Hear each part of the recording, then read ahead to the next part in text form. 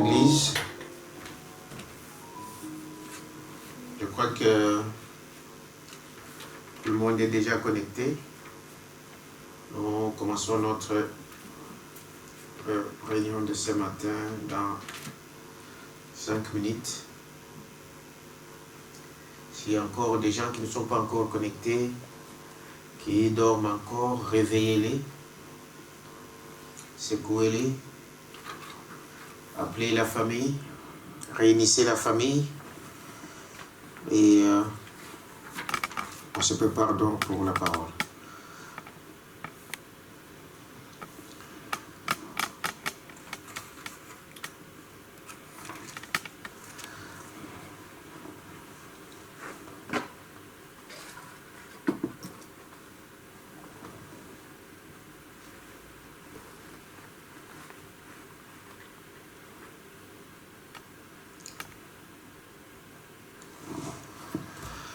Voilà, que Dieu vous bénisse. Amen. Shalom chez vous, shalom dans vos maisons. Nous sommes très heureux ce matin que Dieu puisse nous accorder cette occasion de se mettre encore devant vous et parler de la parole de Dieu. Je commencerai déjà par quelques annonces.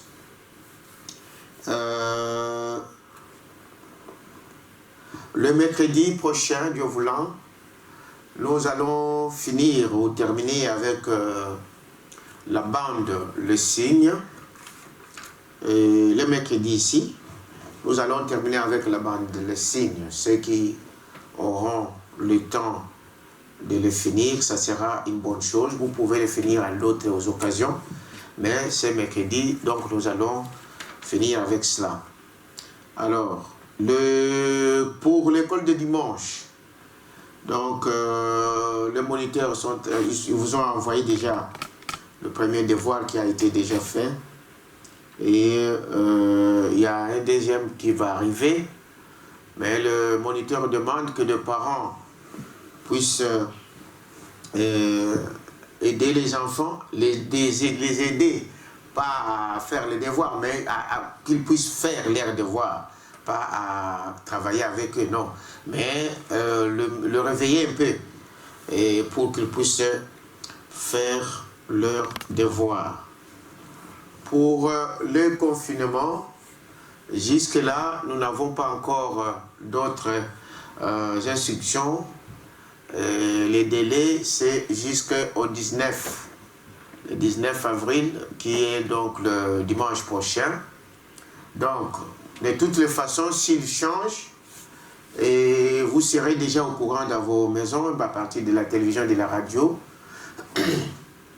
Mais s'il y a, et nous aussi à l'église, donc par l'intermédiaire de notre secrétaire, on va encore vous reconfirmer si le confinement est levé ou pas. Dans les cas où ils vont prolonger aussi, s'ils prolongent, donc nous vous informerons également pour voir quand est-ce qu'on pourra donc commencer le programme. Ça, c'est pour le confinement. Pour le moment, donc, nous suivons toujours les ordres des autorités. Nous restons chez nous jusqu'à ce que les changements vont arriver. Donc, voilà quelques annonces que j'avais. Alors, je vous salue tous dans le nom du précieux Jésus-Christ, notre Sauveur.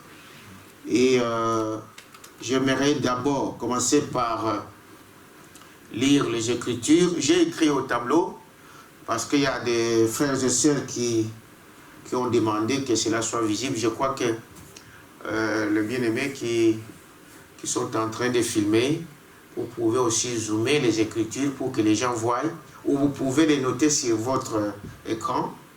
Donc les Écritures que j'ai mis au tableau pour que tous les frères et sœurs puissent les suivre. Alors, nous prenons l'écriture dans Exode chapitre 12. Nous allons prendre d'abord Exode chapitre 12. Et puis, nous prendrons Marc 16, 9. Et ensuite, Jean 1, 9. Nous commençons avec Exode 12 à partir du premier verset jusqu'au 14e inclus. je lis la parole. L'Éternel dit à Moïse et à Aaron dans le pays d'Égypte, ces mois ici sera pour vous le premier mois, il sera pour vous le premier des mois de l'année. Parle à toute l'assemblée d'Israël et dites, le 10e jour de ces mois, on prendra un agneau pour chaque famille et un agneau pour chaque maison. Si la maison est trop peu nombreuse pour un agneau, on le prendra avec son plus proche voisin. Selon le nombre de personnes, vous compterez pour cet agneau d'après ce que chacun peut manger. Ce sera un agneau sans défaut, mâle, âgé d'1 an. Vous pourrez prendre donc un agneau ou un chevreau. Vous le garderez jusqu'au 14e jour de ces mois et toute l'assemblée d'Israël l'immoleront entre les deux soirs. On prendra de son sang et on en mettra sur les 2 poteaux et sur les lintons de la porte de maison où on le mangera. Cette même nuit, on en mangera la chair rôtie au feu. On la mangera avec de pain sans levain et des herbes amères. Vous ne le mangerez point à demi-cuit et bouilli dans l'eau, mais il sera rôti au feu, avec la tête, les jambes et l'intérieur. Vous n'en laisserez rien jusqu'au matin. Et s'il en reste quelque chose le matin, vous le brûlerez au feu. Quand vous le mangerez, vous aurez vos reins sains, vos souliers aux pieds et votre bâton à la main, et vous le mangerez à la hâte. C'est la Pâque de l'Éternel. Cette nuit-là, je passerai dans le pays d'Égypte et je frapperai tous les premiers-nés du pays d'Égypte, depuis les hommes jusqu'aux animaux.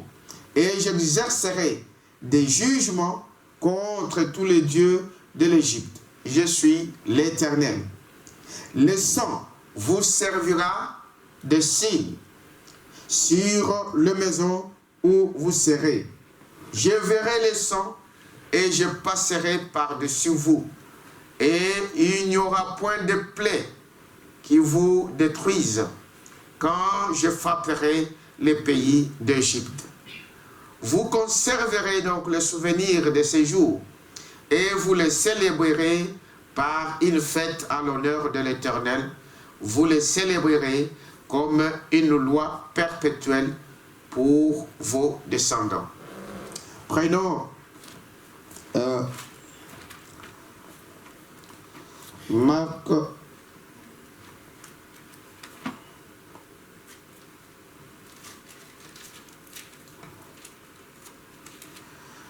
je prends dans Marc chapitre 16, le verset 9. Jésus étant ressuscité le matin du premier jour de la semaine, apparut d'abord à Marie de Magdala, de laquelle il avait chassé 7 démons. Prenons Jean chapitre 1er. Et le verset 29. Le lendemain, il vit Jésus venant à lui et il dit, voici l'agneau de Dieu qui ôte le péché du monde. Prions le Seigneur. Dieu, notre Père Céleste, en ce matin de la résurrection, Père éternel, nous sommes inclinés en ce lieu, Père, pour honorer ces jours. Parce que c'est un jour mémorable. C'est un jour, Père éternel, que nous devons célébrer en parlant, Seigneur, de ta mort, de ta résurrection et, n'est-ce pas, de ta seconde venue. Nous croyons, Père, que ta promesse est la vérité. Et nous croyons à cela, que ceci est une réalité encore dans nos cœurs aujourd'hui, qu'un jour tu as quitté le ciel et que tu es descendu sur cette terre pour prendre nos maux, pour prendre nos maladies, pour prendre nos péchés et les clouer là à la croix. Et tu as montré au monde que tu n'es pas mort, mais que tu es vivant au jour le jour. Nous te prions, Père, que ce matin tu puisses encore te manifester dans le cœur de tes enfants et que tu puisses oindre aussi ton serviteur qui va parler afin que la parole, Seigneur, se fasse chère dans chacun de nous, dans les noms précieux de Jésus-Christ. Amen. Amen. Amen. Que Dieu vous bénisse. Amen. Et que la paix de notre Dieu soit dans chacun de vous. Amen. Alors, ce matin, c'est Pâques. Et Pâques, et quand nous parlons de Pâques pour nous, les croyants, c'est pour célébrer la mort, n'est-ce pas, l'ensevelissement et la résurrection de notre Seigneur et Sauveur Jésus-Christ. Il est le seul dans ce monde qui a prouvé qu'il peut donner sa vie et le reprendre. Il est le seul de toutes les religions du monde qui a montré que sa tombe est vide aujourd'hui. Les gens peuvent aller aujourd'hui en Israël et voir la preuve que la tombe est vide. Il est donc ressuscité. Donc c'est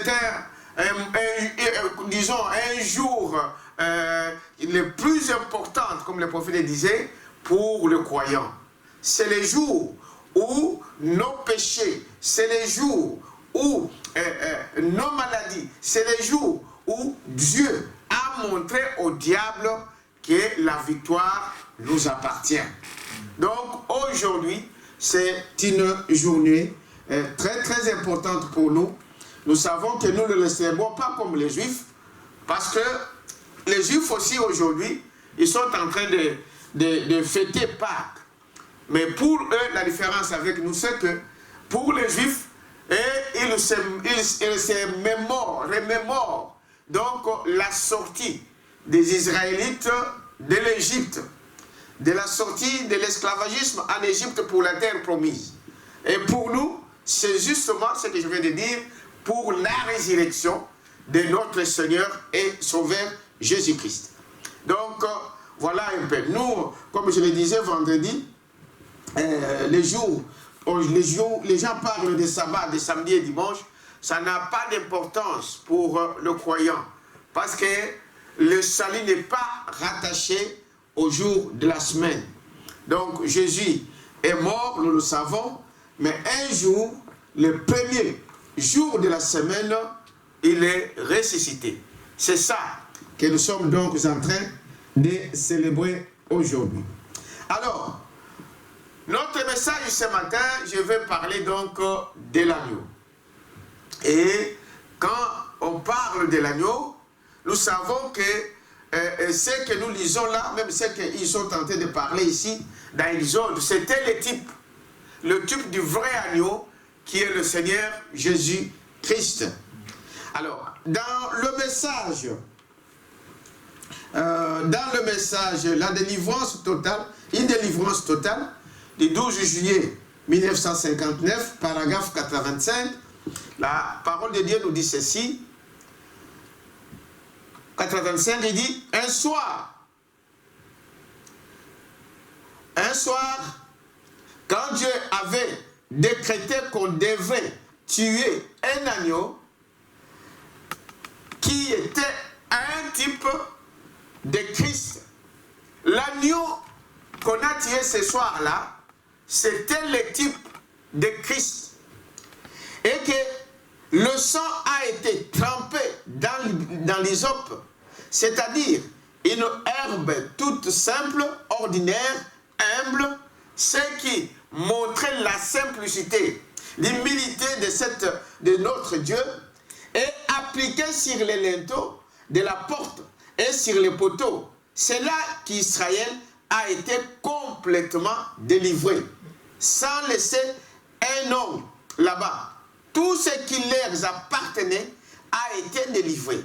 Leur famille, leurs bien-aimés et tout ont été délivrés quand ils se sont mis complètement sous le sang.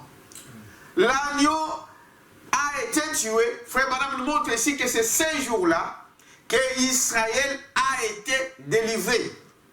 Un croyant, un chrétien, nous ne sommes pas, ce n'est pas aujourd'hui que je deviens chrétien.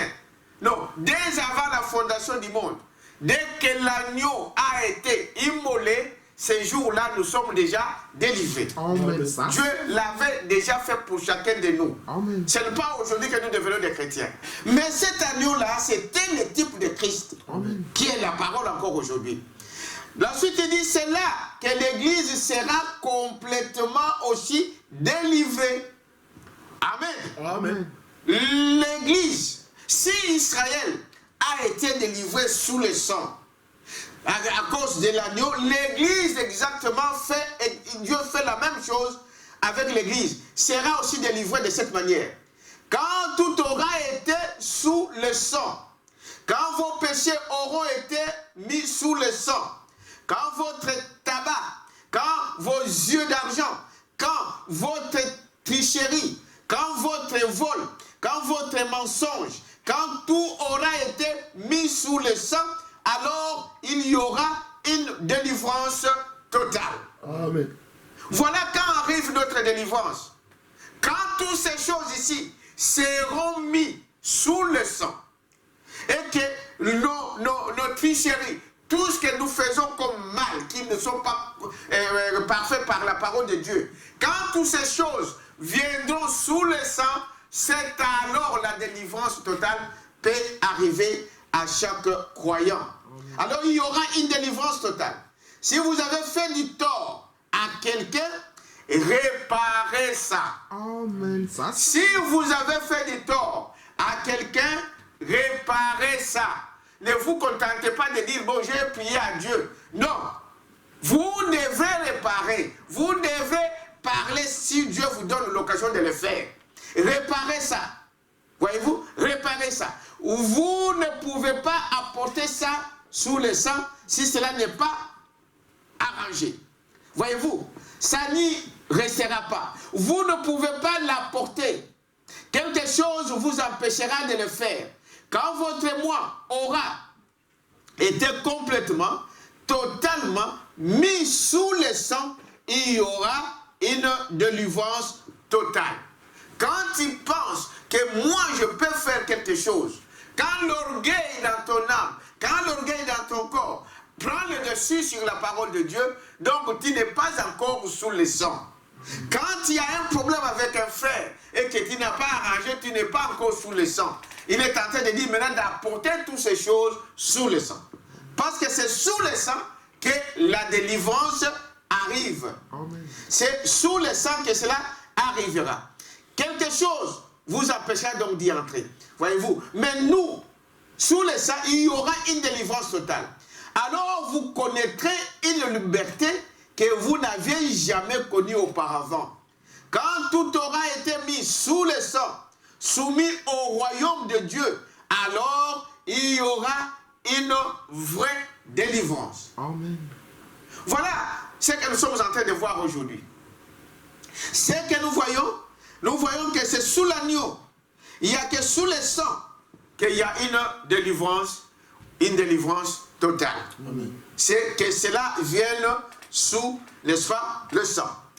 Dans le signe du 1er 9, 63, frère Madame dit ceci au paragraphe 71.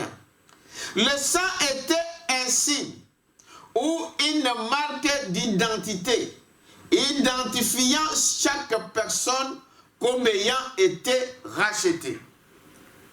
Dans cette cérémonie, frère Madame nous explique que quand l'agneau fut tué, et à ce moment-là, frère Madame dit, tout Israël, chaque maison devait être sous le sang. Amen. Le sang devrait être appliqué devant la porte. Parce que dans l'Écriture, il dit que Dieu avait dit que la mort devrait passer, Mais quand ils verraient le sang, alors cette maison-là serait épargnée. Amen. C'est sous le sang qu'il y a la délivrance. C'est sous le sang qu'il y a la protection. C'est sous le sang que nous sommes en sécurité. Et Frère Branham m'expliquait quelque part, il dit alors tout ce qui était dans cette maison, qui était sous ce toit où il y avait le sang, l'ange de la mort ne pouvait pas entrer. L'ange de la mort ne pouvait pas toucher. Et c'est pourquoi nous sommes donc obligés en tant que des croyants d'être sous le sang. Peu importe d'amener notre maison sous le sang. Peu importe ce qui peut y arriver. Frère Madame disait quelque part que même dans l'arche, il y a eu quand même des problèmes. Mais pourvu qu'ils étaient déjà dans l'arche. Même quand ils étaient dans cette maison-là, en Égypte, il y avait des terrains là-dedans. Il y avait des petits problèmes là-dedans. Mais pourvu qu'ils avaient déjà appliqué quoi? Le sang.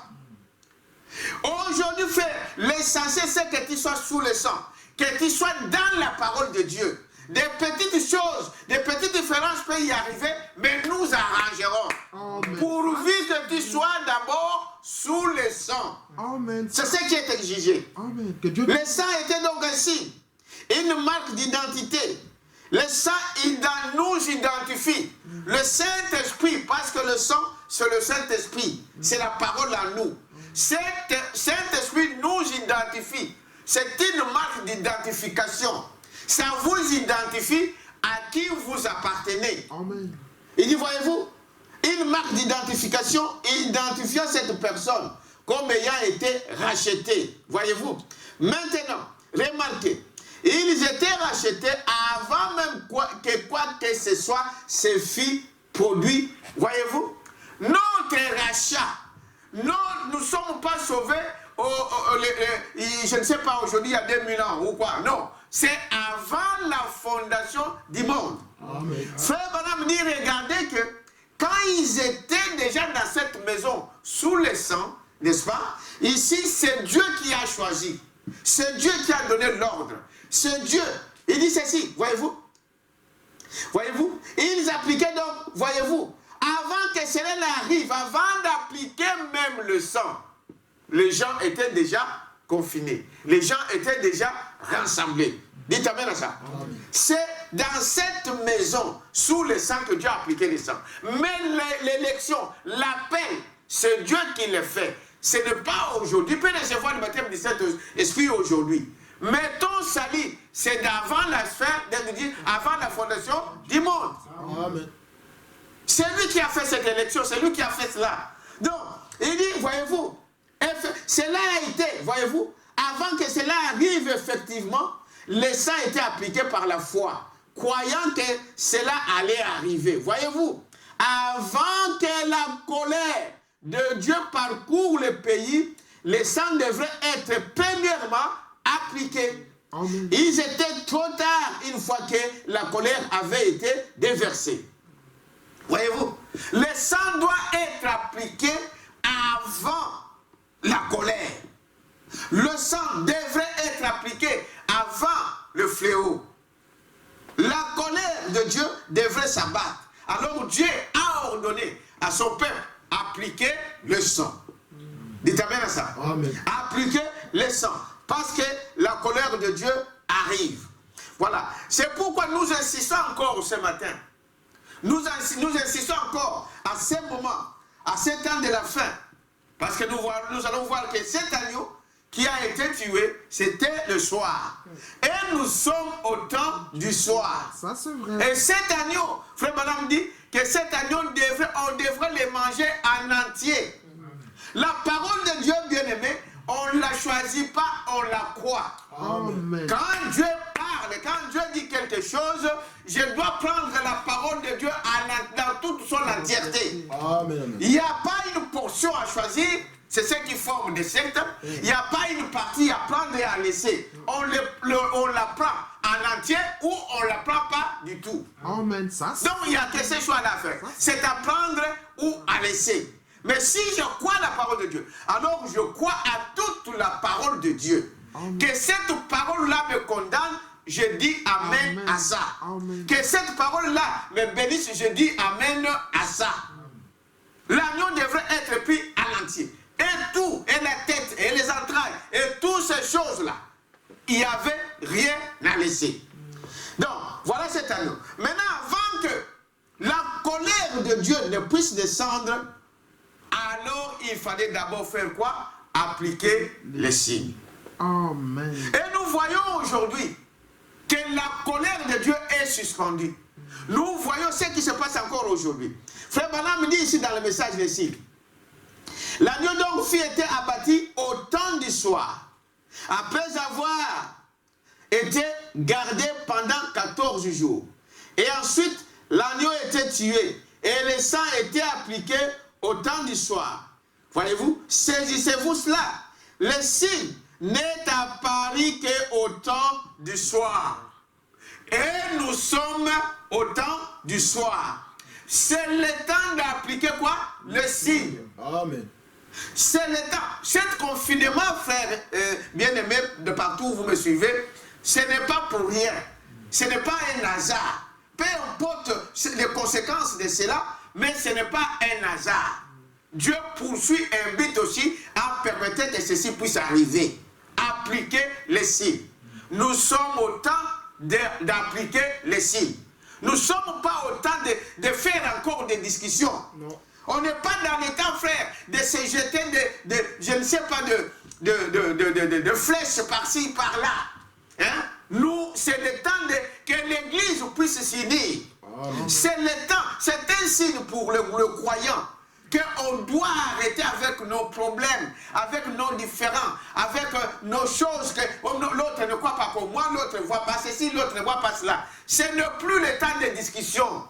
Quand ils étaient là dans la maison là, alors là, toute la discussion du dehors était terminée. Chacun s'est préparé pour appliquer les signes. La préoccupation de cette soirée-là, qui est le temps du soir, la préoccupation pour l'épouse dans ce temps du soir, c'est d'appliquer les signes. Amen. Souciez-vous d'appliquer les signes. Amen. C'est le moment, au lieu de se chamailler, au lieu de dire non, là-bas, ici, non, c'est le temps d'appliquer les signes. Parce que le signe a été appliqué au temps du soir. Voyez-vous? Et c'est le temps du soir, n'est-ce pas? De l'âge dans lequel nous vivons. Je suis là au paragraphe 74. Le signe. Il dit, c'est le temps du soir, de l'âge dans lequel nous vivons. Nous sommes aujourd'hui au dernier âge. Et nous sommes au temps du soir de cet âge que nous vivons. Voilà, c'est le moment, frère. C'est le temps que Dieu nous accorde d'appliquer les signes. Appliquer les signes, voyez-vous, auxquels nous vivons. C'est le temps du soir pour l'Église. C'est le temps du soir pour moi. C'est le temps du soir de mon message.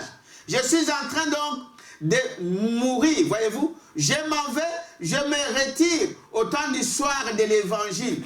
Nous sommes passés par la justification. Et ainsi de suite. Mais c'est maintenant le temps où les signes doivent être appliqués. Amen. Vous êtes passé par la justification. Vous êtes passé par la sanctification. Mais maintenant, c'est le temps d'appliquer les signes. Appliquer les signes. Et nous l'avons démontré à plusieurs temps. Les signes, c'est le baptême du Saint-Esprit. Cherchez le baptême du Saint-Esprit. C'est le temps du soir que Dieu nous accorde encore pour que nous puissions appliquer les signes. Il continue pour dire, donc au paragraphe 54, voyez-vous, nous sommes passés par la justification et ainsi de suite. Mais c'est maintenant le temps où les signes doivent être appliqués. Je vous ai dit dimanche dernier que j'avais quelque chose à vous dire, vous voyez. Donc le temps où on ne peut plus prendre cela à la légère. Amen. Bien aimé, plusieurs fois tu as pris la parole de Dieu à la légère. Mais aujourd'hui, n'essaye plus de prendre la parole de Dieu à la légère. Applique les signes. Applique les signes. Applique les signes. C'est très très important pour toi. Ne le prenez pas ne le prendre à la légère. Voyez-vous? Cela doit être fait. C'est le moment ou jamais de le faire. Amen, ça c'est vrai. Je répète cet extrait. 74, par le signe des premiers 9, paragraphe 74. C'est le moment, voyez-vous, c'est le moment où jamais, Amen. frère, après ceci, je vous ai dit vendredi, on a en Israël, l'État ou le gouvernement a déjà autorisé à l'Église de restaurer l'autel, qu'il puisse commencer à sacrifier encore. Vous savez que cela a été arrêté à un moment. Maintenant, vous savez, dans la prophétie, que quand Jésus-Christ quitte le trône pour visiter Israël, ici chez nous, ce sera terminé. Le temps de grâce pour les nations, c'est terminé. C'est pourquoi Branham est en train d'insister ici. Ça, c'est le dernier appel. C'est comme les gens qui sont à l'aéroport. Les gens sont déjà dedans. On attend le dernier, la dernière brebis. Peut-être que c'est toi, mon frère. Peut-être que c'est toi, ma soeur. C'est toi qui es en train de retarder l'avion sur le tarmac. On est en train de faire le dernier appel. Appliquez les signes, entrez dans les bateaux, entrez. Peut-être que c'est cela, frère Branham dit. Alors, c'est le moment où jamais de le faire. Parce que nous pouvons voir que la colère est presque sur le point de parcourir le pays. Donc, cette colère, ce que nous voyons là faire ne sont que des prémices. Ne sont que ce qu'on appelle un avant-goût. Dieu a suspendu la colère à cause de toi, à cause de moi. Il veut que nous puissions déjà entrer. Il veut que nous puissions appliquer déjà les signes. Pour que ces grands fléaux qui vont arriver, là, ce que nous voyons le coronavirus, c'est rien. C'est rien, frère. Quand vous attendez le médecin, ceux qui sont en train de dire, ils vous diront que c'est un petit virus. Mais regarde les dégâts qu'il fait dans le monde. Oh, beaucoup ont été pris dans ces choses. Voyez-vous? Et c'est rien encore. La colère de Dieu est suspendue. C'est cela. Il dit, voyez-vous? La colère est presque sur le point de parcourir le pays. Et tout ce qui n'est pas sous ces signes périra. Le sang, c'est ce qui vous identifie. Voyez-vous? Et tous ceux qui ne sont pas sous les signes périra. C'est pourquoi Dieu insiste encore. Je sais que dans le message, nous croyons à la parole. Il n'y a pas de contradiction dans la parole de Dieu. Dieu dit tout ce qui n'est pas sous les signes périra. C'est pourquoi la colère de Dieu va descendre. La colère de Dieu est en train de frapper. Ceux qui ne sont pas sous les sangs, Dieu va frapper. C'est la parole de Dieu. Mais vous devez savoir que Dieu est capable aussi de sauver ceux qui sont touchés. N'oubliez jamais ça. Ne vous focalisez pas sur une citation pour dire que voilà, ici le prophète a dit, cela est vrai. Nous croyons. Ceux qui seront fidèles à la parole de Dieu ne seront pas touchés. C'est ce que la parole de Dieu nous dit. Branham est en train de dire encore ici. Parce que nous pouvons voir que la colère est presque sur le point de parcourir le pays. Voyez? Et tout ce qui n'est pas sous ces signes périra. Le sang, c'est ce qui vous identifie. Voyez-vous? Nous le savons. Et la colère de Dieu, c'est quoi? Pourquoi la colère de Dieu vient? Je vais vous expliquer un peu ce que le prophète dit ici. Quand nous parlons donc de la colère, il dit la colère de Dieu va s'abattre. Mais ceux qui seront sous le signe, le sang, seront épargnés. C'est comme ce qui s'est passé en Israël. Tout celui qui était dans la maison, tout celui qui était sous le signe, l'ange de la mort n'est pas passé. Amen. Ça, il n'y a pas à dire. Tout ce qui était là. Maintenant, parce que la question aujourd'hui, les gens disent, mes frères, maintenant tout le monde qui sont épargnés sont des fils de Dieu. Non. Cela n'a rien à voir avec ça. Mais toi, un fils de Dieu, tu dois prendre cette parole pour toi. Amen. C'est cela la chose. Amen. Parce que regardez que même en Égypte, il y avait des ramassis, il y avait des Égyptiens qui étaient cachés. c'est dans les maisons où il y avait le sang. Dieu les a épargnés. Amen. Amen. Frère Branham disait qu'il y a des voisins qui seront sauvés à cause de ce qu'il a fait du bien pour toi. Mais ce n'est pas un fils de Dieu, peut-être, ce n'est pas un élu. Mais Dieu sauvera des gens comme ça. Voyez-vous? C'est cela la chose. Il dit, remarquez que peu importe, la colère de Dieu va frapper. Mais je disais que la colère de Dieu vient pourquoi?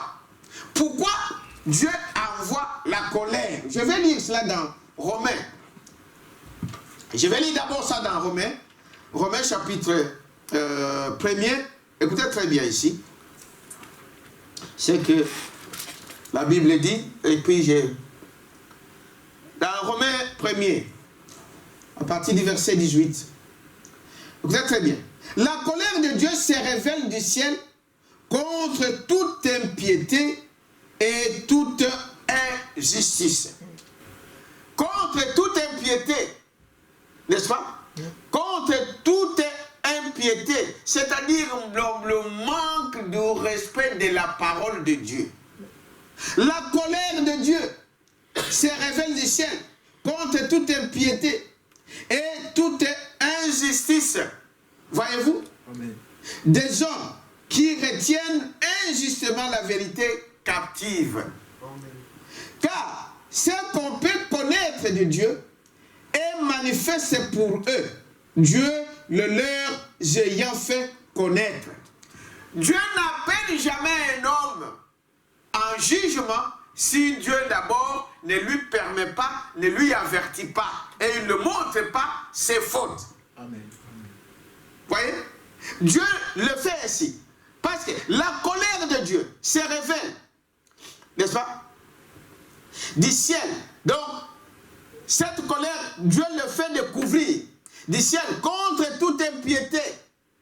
Ce qui est la manque de révérence envers Dieu. Amen. Remarquez, frère, aussi aujourd'hui dans le monde, il n'y a pas de référence avec Dieu. Les gens ne respectent pas Dieu. Ils s'en moquent. Seulement dans ces jours, si vous allez voir quelque part, il y a des fois, ils arrivent à voir que non, il n'y a pas d'autre issue. Et même des gens qui passent peuvent s'agenouiller pour implorer la miséricorde de Dieu.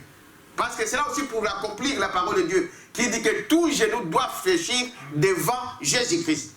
Nous sommes en train de vivre ces choses. Mais les gens, ils manquent de révérence envers Dieu. Et toute injustice, c'est qu'il y a le manque de sagesse. Le manque de sagesse juste. Les gens jugent, les gens condamnent, les gens rapportent des choses dont ils ne savent pas l'origine. Voyez-vous? Des hommes qui retiennent ou font obstacle à qui suppriment injustement la vérité de Dieu. Voilà la colère de Dieu. Ça va sur ces gens-là. Nous sommes en train de continuer. Des gens qui ne respectent pas, qui n'ont pas de révérence pour les choses de Dieu, qui ne respectent pas les serviteurs de Dieu, qui ne respectent pas les enfants de Dieu, qui font n'importe quoi, qui ne respectent pas la maison de Dieu et qui parlent de n'importe quoi aux enfants de Dieu. La manque de révérence. Voyez-vous, ces choses, c'est pour eux. Il dit, des gens qui retiennent ou qui gardent la vérité captive ou qui empêchent que la parole de Dieu puisse se manifester. Dieu vous tient à l'œil. Voyez-vous, Dieu vous tient à l'œil. Ici, Paul est en train de parler de colère de Dieu qui viendra sur tous ceux qui cachent la vérité ou qui la suppriment ou qui font obstacle à cela, en cachant aux gens ce qui a été confirmé être la vérité par l'absence, par l'essence même de la parole de Dieu. Faisant absolument connaître sa parole. Voyez-vous? Car ce qu'on peut connaître de Dieu est manifeste pour eux. Nous sommes toujours dans Romains chapitre 1er, 19. Voyez? Ce qu'on peut connaître de Dieu est manifeste pour eux. Dieu le leur ayant fait connaître. Donc Dieu leur a fait connaître. Donc, en d'autres termes, il s'est pleinement manifesté dans son vrai caractère. Dieu a montré aux gens qu'il est Dieu, qu'il est le seul Dieu. Amen. Amen. Aujourd'hui, même les gens là, ils savent qu'il y a un Dieu vrai. Oh, aujourd'hui, ils sont en train de courir à gauche, à droite, mais à la fin, ils arrivent à dire, mais non, il doit y avoir un Dieu quelque part. Tout le monde le sait, qu'il y a un Dieu qui a fait, qui a créé ce monde. Voyez-vous? Mais ils continuent à rejeter cela. Ils savent qu'il y a un Dieu. Parce que pour toutes ces choses ici, il suffit que Dieu dise un mot et la chose est terminée. Oh, il faut que ça soit fait, n'est-ce pas, par sa présence personnelle. Par conséquent, cette écriture ne pouvait pas être accomplie dans un autre âge. Voyez-vous? Au verset 20, en effet, les perfections invisibles de Dieu, sa puissance éternelle et sa divinité se voient comme à l'œil depuis la création du monde. Quand on les considère dans ses œuvres, ils sont donc inexcusables. Dieu fait voir aux gens qu'il est le créateur de toutes choses. Dieu fait voir à tout le monde qu'il y a un Dieu. Mais eux, ils ne veulent pas. Ils ne veulent pas de ce Dieu-là. Ils ne veulent pas, ils veulent continuer dans leurs choses. Ils veulent continuer dans leurs besognes démoniaques. Ils voient, ils savent. Même les sorciers, la plupart d'entre eux, des francs-maçons, des magiciens, ils savent qu'il y a un Dieu qui dépasse leur Dieu. Amen. Ils le savent. Mais pourquoi ils n'arrêtent pas? Pourquoi ils continuent? Voyez-vous? Il dit, voyez-vous, invisibles. Ils sont donc inexcusables ou sans excuse. Or, si Dieu avait fait toutes ces choses en cachette, on ne pouvait pas les tenir, n'est-ce pas, pour responsables. Mais ces gens connaissent ce que Dieu a fait et ils s'en détournent. C'est pourquoi ils sont sans excuse, inexcusables. Voyez-vous? Et le mot grec pour sans excuse est un mot qui signifie dépourvu de défense ou sans défense. Par conséquent, ils sont d'eux-mêmes, n'est-ce pas, restés sans défense. Tout à fait comme Ève l'avait fait au jardin d'Éden. Est-ce que vous me suivez? Amen. Elle est sortie de la protection. Voilà, j'y arriverai. Retenez ce mot. Que Ève et Adam, à un moment, ils sont sortis de la protection. C'est eux qui sont sortis de la protection. La question qui fait débat aujourd'hui dans le message, c'est de dire, les enfants de Dieu, est-ce que quelqu'un qui a le Saint-Esprit peut mourir, peut être touché par la maladie et toutes ces choses-là? C'est mal comprendre les Écritures. Nous voyons que votre négligence, étant un enfant de la maison, étant fils ou fille de Dieu de la maison, si vous sortez dehors, la mort va frapper. Amen. En Égypte, frère Branham dit, ceux qui étaient dans cette maison-là, la parole disait que vous restez confinés, restez sous les signes. Celui qui sortait dehors, l'ange de la mort allait frapper. Amen. Peu importe qui il était, peu importe son rang social, peu importe qu'il soit qui est qui, même un sacrificateur qui oserait sortir à ce moment de la parole de Dieu, Dieu frappait. Alors aujourd'hui, je vais y arriver. Vous allez voir ça. Il y a des fois nous comprenons, où nous plaçons mal les Écritures. Ça c'est vrai. Voyez? Et on condamne, on dit, oh non, non, non, dans cette église-là, il y a déjà des morts. Dans cette autre-là, il y a des morts. Dans ceci, il y a... Comme sinon, ce sont des païens. Non, bien-aimés. Prenons lisons la parole. Ayons l'esprit de Jésus-Christ. Amen. Ayons l'esprit qui était en Jésus. Le sentiment qui était en Jésus. Amen. Vous devrez prier pour les autres. Amen. Quand nous attendons que dans l'église, il y a des frères qui sont malades. Mais agenouillez-vous, priez pour ces frères-là. Quand vous attendez que là, il y a quelqu'un qui est parti, priez pour la famille qui reste. Et nous prions que Dieu récupérera son fils. Amen. Son âme ne peut pas être touchée par la maladie s'il était baptisé du Saint-Esprit.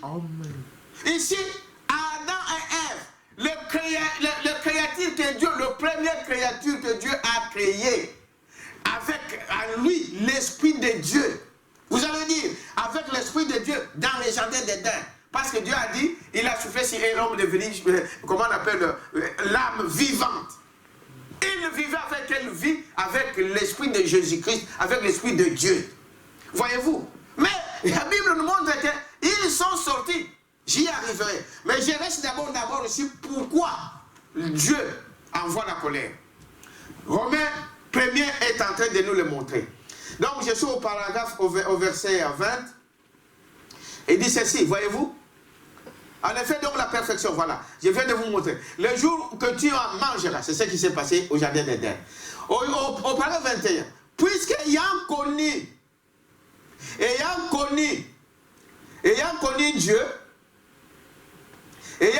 Dieu, ils ne l'ont pas. Ils ne l'ont pas glorifié comme Dieu. Par conséquent, ceux-ci, ce sont donc des hommes qui ne veulent pas donc suivre. Écoutez très bien, au paragraphe 21. Puisqu'ayant connu Dieu, ils ne l'ont point glorifié comme Dieu et ne lui ont point rendu grâce, mais ils se sont égarés dans leurs pensées et leur cœur sans intelligence a été plongé dans le ténèbre. Amen. Et ils ont changé la gloire de Dieu, incorruptible, en image, donc de l'homme corruptible, des oiseaux, de quadrupèdes et des reptiles. C'est pourquoi Dieu les a livrés à l'impureté, selon les convoitises de leur cœur. Dieu les a livrés, Dieu les a montrés, et Dieu a prouvé qu'il est Dieu. Même ceux qui ne croient pas en Dieu, ils savent que Dieu existe. Et il a prouvé à ces gens-là qu'il est le créateur de toutes choses. Mais eux, ils ne l'ont pas reconnu. Et ils ne veulent pas le reconnaître. Alors Dieu les a abandonnés à leurs pensées. Alors Dieu les a abandonnés, les a livrés à l'impureté selon les convoitises de leur cœur, en sorte qu'ils déshonorent et même leur propre corps, et qui ont changé la vérité de Dieu en mensonge. Voyez-vous? Et qui ont adoré et servi la créature au lieu du Créateur, qui est béni éternellement. Amen. Dieu les a livrés. Allez changer des choses de ce monde. Allez changer même la nature de Dieu. N'est-ce pas? À faire des choses horribles. Voyez-vous? En sorte qu'ils déshonorent donc et même leur propre corps. Voyez-vous? Qui font des choses honteuses à dire. Et qu'ils les savent, ce qu'ils font. Voyez-vous? Ceux qui ont pris, comme un frère le disait, des coussins comme époux. Ceux qui ont pris des arbres comme l'homme. Voyez-vous? Dieu les a abandonnés à ces choses. Vous comprenez de quoi je parle là? Ils déshonorent leur propre cœur. Et qui ont changé la vérité de Dieu en mensonge. Et qui ont adoré et servi de créatures au lieu de créateur. Ils pensent que la Sainte Marie va faire quelque chose pour eux. Ils pensent que Saint Joseph va faire quelque chose pour eux. Ils pensent que je ne sais pas quel bout d'arbre peut faire quelque chose pour eux. Au lieu d'invoquer le vrai créateur. Voyez-vous, toutes ces choses-là, cela nous le voyons que c'est du mensonge et que le diable amène cela pour amener les enfants de Dieu dans l'oubli. Mais comme les gens eux-mêmes désirent ces choses, ils ont adoré donc le créateur au lieu du créateur. Mais ce sont des choses mortes qui ne bougent pas, qui ne parlent pas. Ça, c'est vrai. Ils ont pris des hommes comme Dieu, ils ont pris des hommes comme des références. Mais ce sont même frère au Congo chez nous, notre bien-aimé, ceux qui connaissent frère Danda, depuis des années quand il avait chanté ces cantiques, que les gens ils ont abandonné le vrai créateur pour aller adorer des créatures. Ils ont pris Kimbangu comme leur Dieu. Ils ont pris Branham comme leur Dieu. Ils ont pris Bouddha comme leur Dieu. Mais ce sont des dieux morts.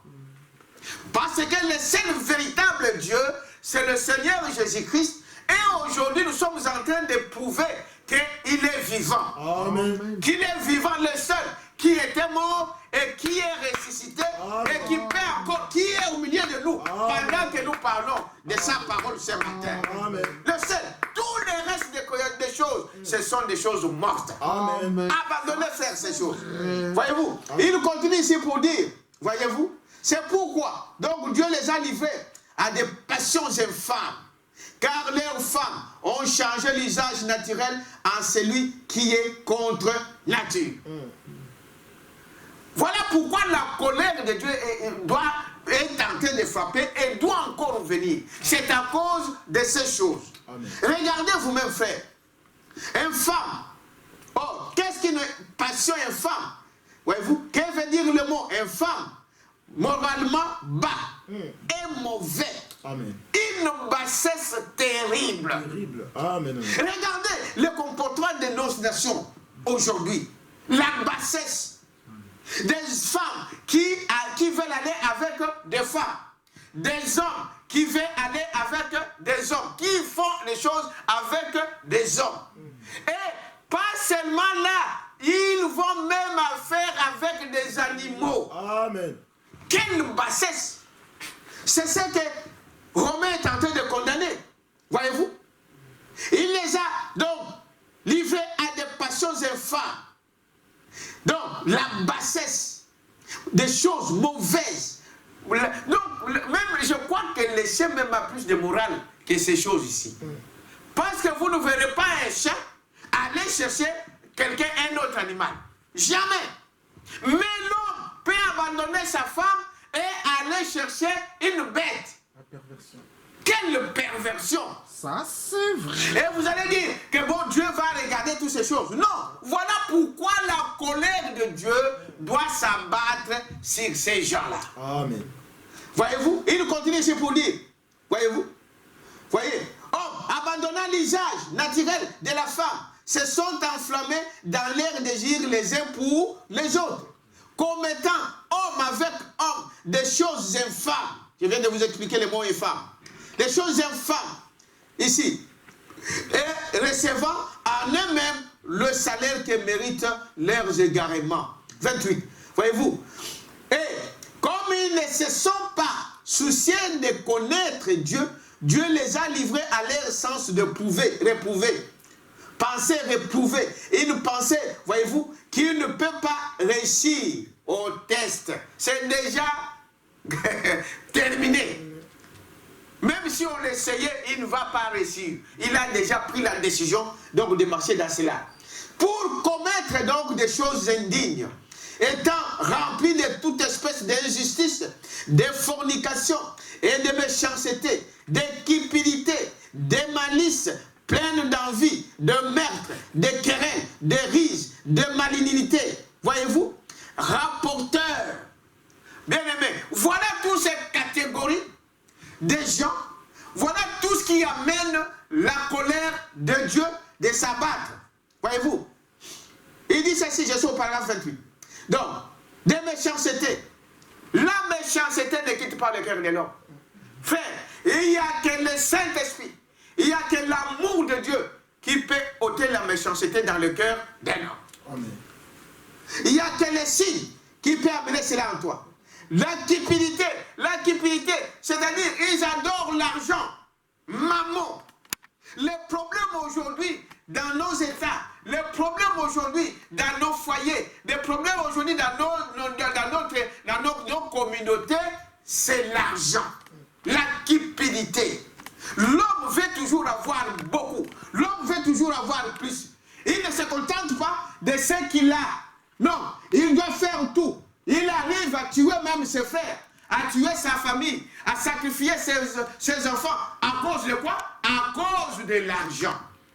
Et toute cette cupidité-là, c'est ça que nous voyons aujourd'hui. Et tout cela amène donc la colère de Dieu sur les hommes. Voyez-vous, des malices, des jeux de cache-cache, des tricheries d'une manière ou d'une autre. Et toutes ces choses, pleines d'envie, enviant toujours, mais ne possédant rien. Il nous voit ici, je veux ça, je veux ça, je veux ça, je veux ça, jusqu'à ce que tu n'auras plus rien.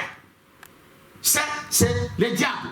Voyez-vous, des meurtres, des gens qui tuent. Et frère Madame dit, tuer quelqu'un, c'est pas seulement prendre un revolver et tirer sur quelqu'un. Non. C'est quand vous parlez du mal, quand vous critiquez votre frère, vous l'avez déjà tué. Voyez-vous, toutes ces choses, des querelles, voyez-vous, des rises, voyez-vous, des malignité, rapporteurs, de maison à maison, médisants, voyez-vous, impies, arrogants, hautains, fanfarons, ingénieux au mal. Il y a déjà frères qui sont très très ingénieux pour faire le mal. Ils le savent. Comment on peut tuer ces gens-là? On doit faire le produit. On va faire ceci. On va chercher cela.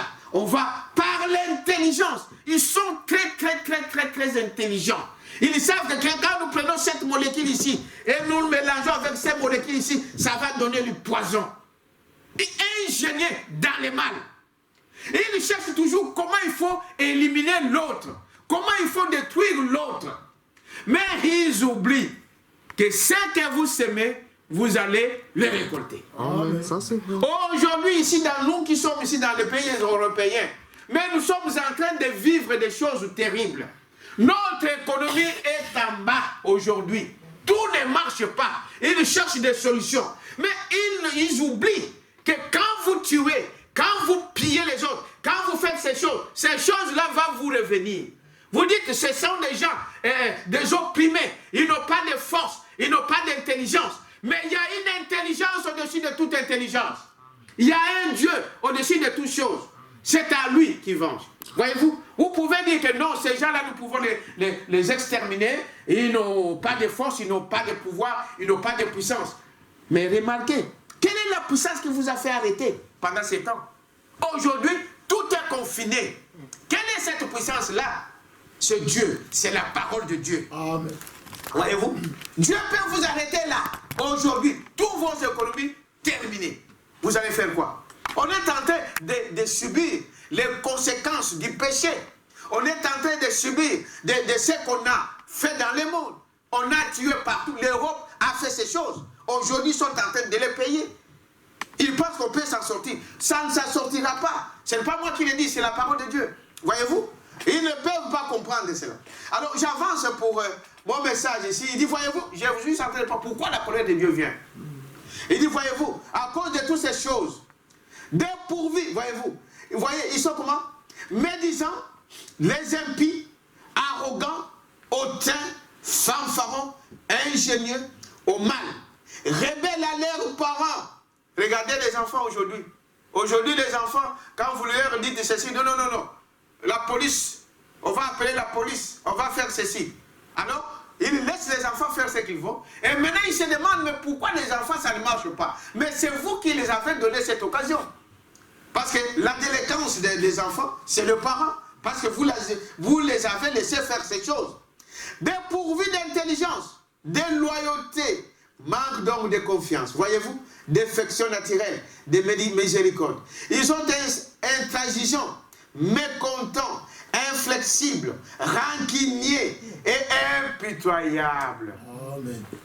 Comment vous pouvez imaginer qu'un homme peut laisser son frère, laisser un semblable, un homme comme lui, une femme comme elle, lui laisser mourir ou lui donner la mort sciemment? Voyez-vous? Mais c'est ce que nous voyons. C'est ce que nous voyons aujourd'hui. On est tenté de tuer sans rien. Hein? On tue parce qu'il n'est pas comme moi. On tue parce qu'il ne voit pas comme moi. On tue parce qu'il ne voit pas les choses comme moi. Voyez-vous? Alors il dit, c'est pourquoi Dieu les a livrés à cette dépravation. Remarquez ici, les enfants de Dieu, comme je le disais ici, la colère de Dieu ne frappera pas des enfants de Dieu. Ça, c'est la parole de Dieu. Est-ce que vous croyez à cela? C'est la parole de Dieu. Maintenant, remarquez, ici dans le message,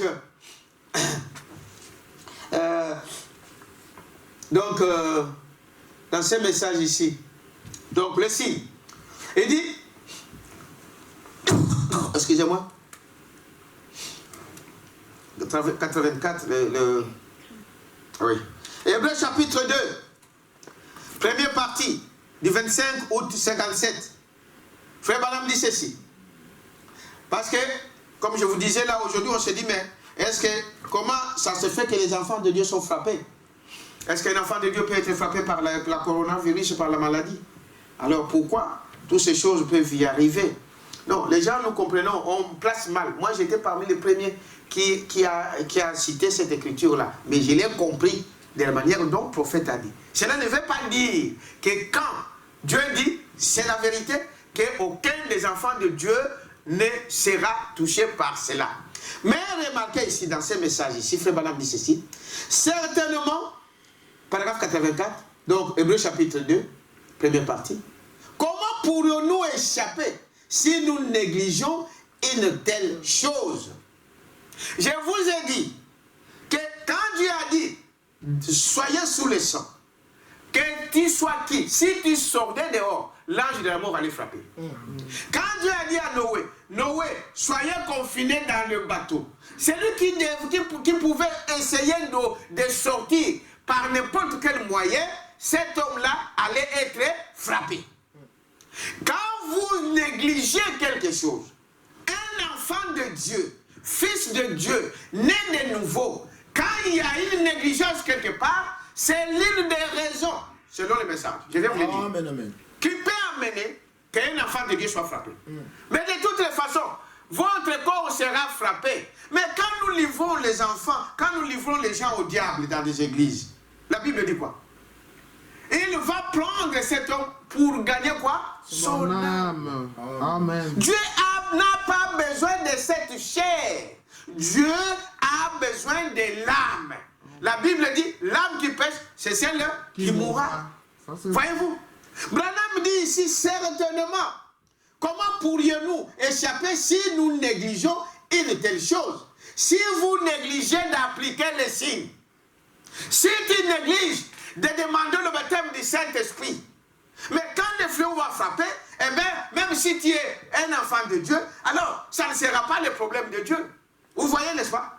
Il dit, si vous négligez de manger, il dit, quand vous négligez de manger, vous mourrez.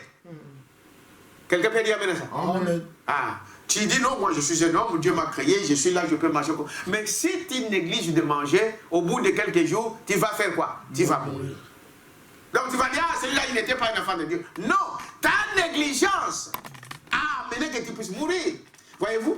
Si vous négligez de prendre un tournant, eh bien, vous cabosserez votre voiture. Tu ne vas pas dire, parce que tu es en train de rouler, tu roules trop vite. Là où il faut rouler à 90, à 90, toi tu roules à 150 à l'heure. Eh bien, quand tu vas faire l'accident, tu ne vas pas dire, ah non, voilà, parce que lui, Dieu n'a pas, il n'est pas un enfant de Dieu. Frère Neville fait un accident, les gens commencent à dire, oh voilà, comment frère Neville pouvait faire un accident, donc Dieu l'a quitté, Dieu n'était pas... Non, ça n'a rien à voir. Ça suffit. Esprit t'amène ça. Votre négligence, vous allez le faire quoi? Le payer. Si vous négligez, vous allez payer. Si vous négligez, vous allez payer. Et ici, le coronavirus, c'est celui qui vient. Je parlais avec l'ancien Lando hier. Il m'a dit, voyez-vous, aujourd'hui nous devons appliquer les signes. C'est le temps d'appliquer quoi? Les signes. Être sous les signes. Parce que la corona, lui, il vient à vous. Hein? Il cherche tout ce qu'il n'a pas de signes, il va frapper. Et il dit, mais le sida même a du respect, parce que le sida, il fallait aller le chercher. C'est quelqu'un qui sortait dehors, qui va aller chercher une prostituée qui a attrapé le sida. Mais la coronavirus, il vient vous chercher. L'ange est en train de passer, de parcourir. Il dit, voyez-vous? Alors, je viens ici, Branham dit, regardez, si vous négligez de faire une vache, une vache, elle tarira. Si vous négligez vos dents, vous devez toutes les faire arracher, certainement. Vous payez pour votre négligence. Ça c'est vrai. Je ne condamne pas les frères qui sont touchés. Je ne condamne pas les frères qui ont été peut-être, qui sont aujourd'hui enterrés. Mais la parole de Dieu, est-ce qu'il y avait une négligence quelque part? Peut-être que si tu pouvais être un vrai enfant, un fils de Dieu, par ta négligence, ces choses peuvent t'atteindre. Voyez-vous? Mais la parole de Dieu, celui qui se tient à la parole, qui dit, moi, je me mets sous les signes, je ne néglige pas cette parole, je ne la prends pas avec légèreté, et bien cette parole-là s'accomplit à lui. J'ai dit amen à ça. Est-ce que vous dites amen à ça? Amen. Je crois que cela ne peut pas aller autrement. Voyez-vous? Mais si vous négligez, alors ne vous dites pas que non, moi, ne dites, et si, frère, vous ne savez pas. Les gens, frère, vous ne savez pas ce qu'est l'homme. Vous ne savez pas ce que... Même votre femme, tu ne la connais pas très bien. Ah non, parce qu'il a fait ceci, donc comme il a fait ceci, mais et cette écriture-là, tu vas la mettre où? Voyez-vous? La parole de Dieu, frère Branham dit, c'est de la Genèse jusqu'à Apocalypse. C'est de A à Z. Et je dis Amen à chaque parole. Amen. Dieu ne se contredit pas. Les gens ont dit, voilà l'exemple, Matthieu 28. Il a dit au nom du Père, Fils et Saint-Esprit. Acte 2 dit, non, au nom du Seigneur Jésus-Christ. Voilà, Dieu s'est contredit. Non, vous n'avez pas compris. Toi qui n'as pas saisi la parole. Voyez-vous, Dieu ne se contredit pas. Il dit, aucun de ces enfants de Dieu, sous le ciel, ne sera atteint. Mais ici, quand tu te négliges, quand tu prends les choses à la légère, mais ça sera ta faute. Vous êtes avec moi? Amen. Il dit, voyez-vous, Frère Branham dit dans ce même message-là, Hébreux chapitre 2, oh, Branham tabernacle, et vous visiteurs, il dit, oh, vous Agapao tabernacle, et vous visiteurs qui nous écoutez par-ci à gauche, à droite, voyez-vous, laissez-moi vous dire quelque chose maintenant. Si vous négligez de témoigner de la gloire de Dieu, si vous négligez de donner à Dieu la louange et la gloire, un de ces jours, vous vous retrouverez foi, formelle et rétrograde. Amen. Il parle de quoi? La négligence. Ça, c'est vrai. Fils né dans la maison de Dieu. Quand il néglige quelque chose, quand il prend la parole de Dieu à la légère, eh bien, des conséquences, tu en auras. Dites amen à ça. Amen. Il dit, mais j'ai dit ici, écoutez frère, Frère Branham, dans le message, bon, parce que là, quand je prends l'exemple de Branham, vous savez que Branham, il parle comment il a reçu le baptême du Saint-Esprit. Personne ne va nier ça. Parce que vous croyez, c'est notre prophète. Frère Branham raconte dans l'histoire de ma vie. Vous pouvez lire ça dans l'histoire de ma vie ou dans l'histoire de ma vie, mais d'une manière qu'il a ajouté surnaturelle. Essayez sur Internet, vous pouvez lire ça, sur l'histoire de ma vie. Vous allez voir que Branham, un jour, il voulait aller en Afrique du Sud. Et Dieu lui a dit que ce n'était pas le moment. Et ses frères qui étaient avec lui, des frères Master et tous les autres de Bankswood, qui partaient avec lui, non, c'est la période, nous devons y aller. Branham est allé en Afrique du Sud, il est retourné frapper, qui connaît? Il frappait des amibes. Et ce problème des amibes lui a coûté presque d'abandonner même l'évangélisation. Il a été touché par ça, frappé par les amis. Et quand il est allé prier, Dieu lui a dit, parce que quand vous n'écoutez pas, il dit, Branham lui-même raconte, il donne l'histoire, il dit, la négligence. J'ai écouté mes amis au lieu d'écouter l'ange de l'Éternel. L'ange de l'Éternel lui a dit, allez lire ça, vous allez voir, que c'était en Afrique du Sud qu'il a attrapé ça. Or, Dieu l'avait interdit d'aller à ce moment-là dans cette ville-là. Branham, le prophète de l'heure, né et baptisé du Saint-Esprit. Il a été frappé par cette infection d'amibes, des amibes. Maintenant, vous allez dire quoi? Donc, il n'est pas fils de Dieu. Voyez? Non, c'est quoi? La négligence. La négligence peut vous amener à être puni. Parce que de toutes les façons, ce que vous semez, vous faites quoi? Vous allez les payer. L'ordre est donné à l'épouse de rester dans la parole. Amen. Restez dans la parole. Bien aimé, peu importe ce qui arrive, je n'abandonnerai jamais la parole de Dieu. Même si tu tombes 1000 fois, 1000 fois tu dois te relever. N'abandonne jamais la parole. La parole nous révélée aujourd'hui. Ce message, c'est cela le signe pour toi. C'est ça qui nous identifie. Le Saint-Esprit en moi, dites amen à ça. Ne sortez jamais de la parole. Sortir de l'arche, c'était la mort. Dehors, c'était des fléaux. Sortir sous les signes, c'est des fléaux qui frappent. La négligence peut t'amener à subir toutes ces choses-là. Voyez-vous, Branham, lui, il a fait cela. Et il y a encore une autre écriture où il est allé avec tout un groupe à la chasse. Vous connaissez l'histoire? Il est allé avec tout un groupe à la chasse. Et tout le groupe était frappé comment on appelle, des infections asiatiques. Lisez les messages, frère, vous allez voir. Tu vas conclure comment? Soyez pas trop vite, n'allez pas trop vite. Et surtout, quand tu prends une écriture et tu restes avec ça, tu commences à condamner les autres. Est-ce que tu as vu les revers de cela?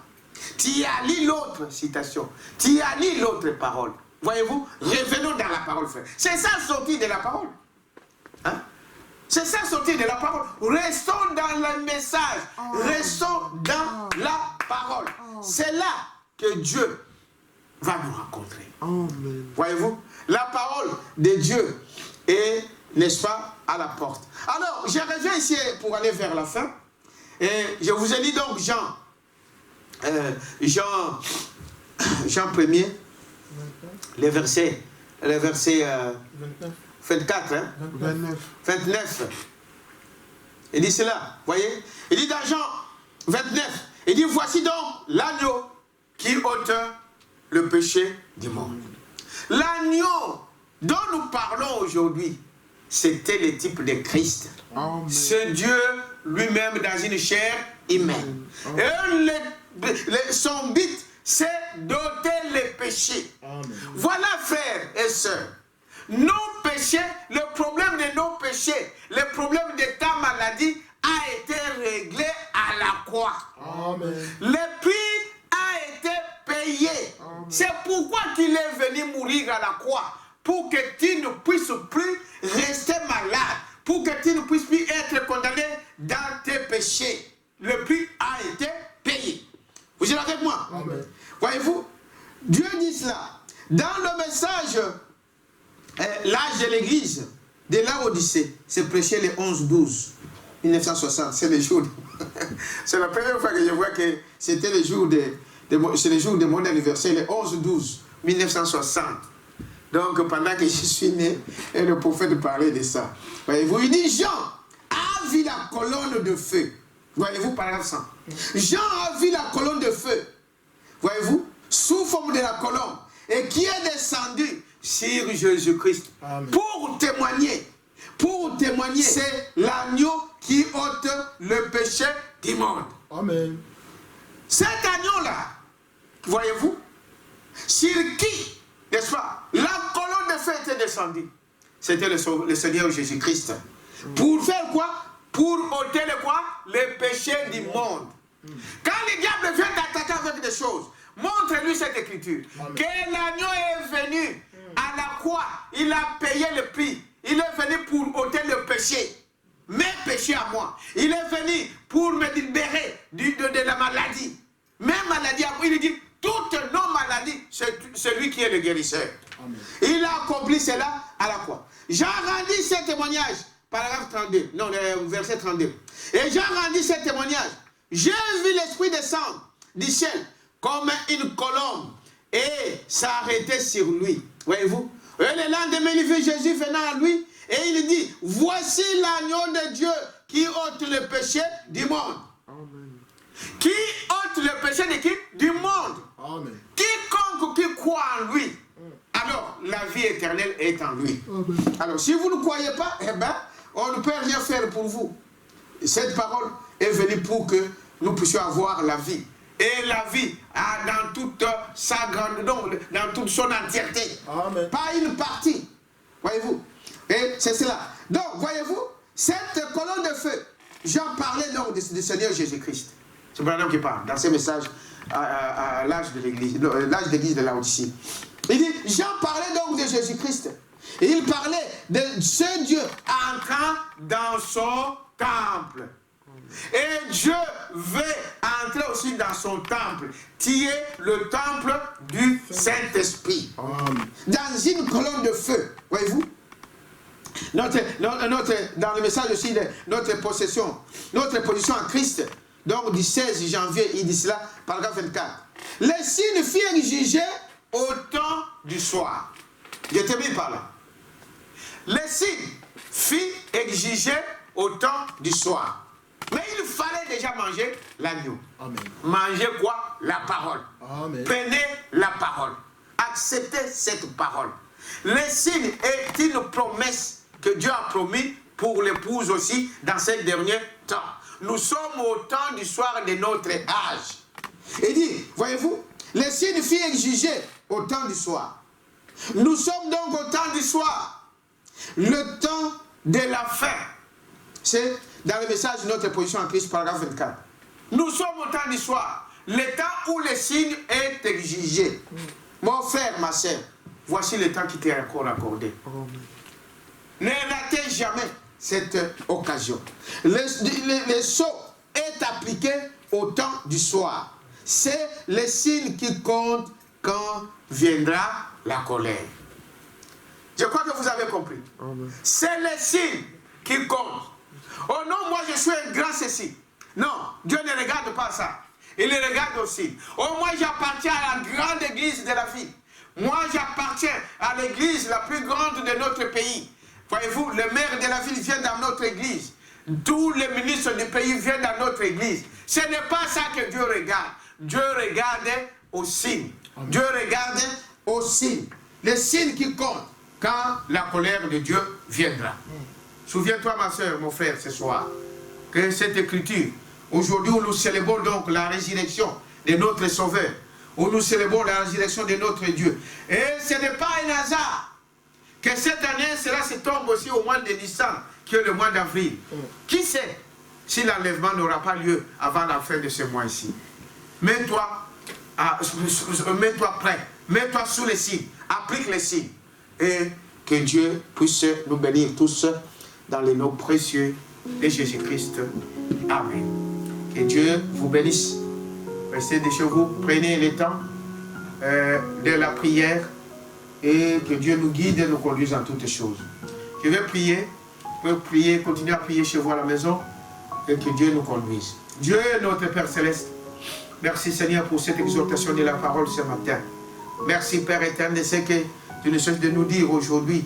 Oh, que nous sommes au temps de la fin et que la colère de Dieu est suspendue et que cette colère va encore s'empirer et que cette colère va encore venir de plus grave. Mais que, oh Dieu, toi tu as prévu et que toi tu as préparé un peuple pour échapper à cela. La seule façon pour nous d'échapper, c'est de se mettre sous le signe, d'appliquer les signes. Au fait que Père éternel, cela soit une vie pour chacun de nous. Que nous puissions entrer sous cette signe et que nous puissions appliquer. Oh Dieu, pardonne la négligence de tes enfants. Je le sais, beaucoup ont négligé cette parole. Beaucoup sont sortis de la parole. Oh Dieu, toi tu as dit que celui qui reviendra à toi, tu ne le mettras pas dehors. Même le rétrograde qui revient à toi, Seigneur, tu le prends. Oh Dieu, aide-nous, Seigneur, à appliquer ces signes et que la gloire te revienne en tout. Parce que tu as dit que ceux qui sont entre tes mains, tu ne perdras aucun.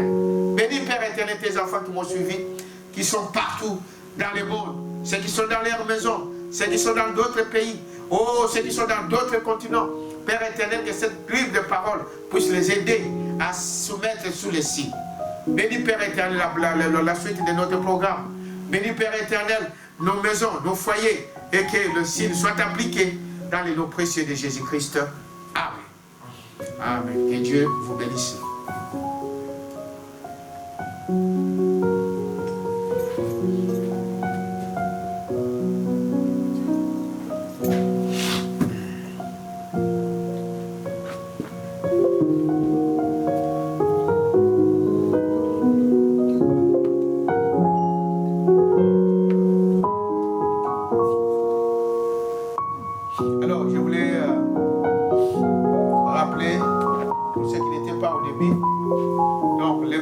Continue jusqu'au 19, jusqu'à nouvel ordre.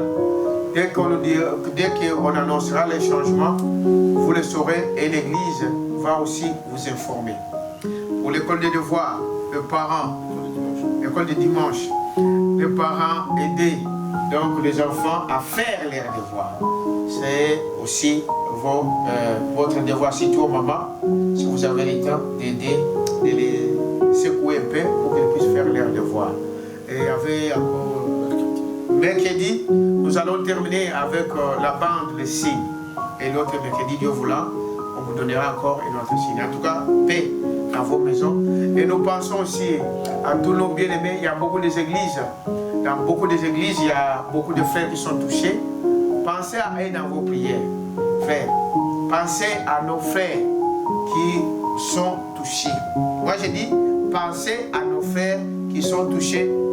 Même si dans ta maison, dans notre église, il n'y a aucun cas, mais pensez, le corps de Christ, ce n'est pas seulement toi, ce n'est pas seulement nous. Pensez à tous nos bien-aimés qui sont touchés dans le monde. Et Dieu bénira aussi notre maison, Dieu bénira aussi votre foyer. Que Dieu vous bénisse.